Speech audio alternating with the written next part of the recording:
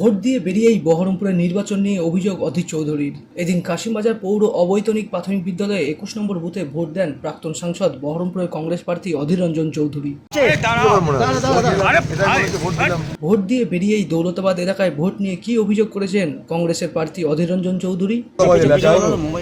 দৌলতাবাদ থানা যে ওসি সে আর তৃণমূলের মস্তানরা একসঙ্গে মিলে চুয়াডাঙ্গা বলে একটা এলাকায় কংগ্রেসের লোকের বাড়ি ঘরের হামলা করেছে, কংগ্রেসের লোকের সন্ত্রাসের বাতাবরণ তৈরি করার চেষ্টা করেছে।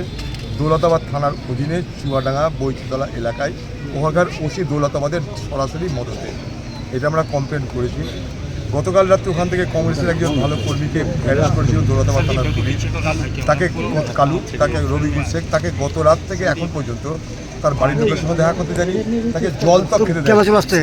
দৌলতাবাদ থানার ওসির এই ভিন্ন চক্রান্তের বিরুদ্ধে আমরা কমপ্লেন তো করবই, আর দৌলতাবাদ থানার ওসির বিরুদ্ধে আমরা মানবাধিকার কেসও করবো। কারণ একটা জল পর্যন্ত দেয়নি এই গরমকালে একটা সাধারণ কংগ্রেস কর্মীকে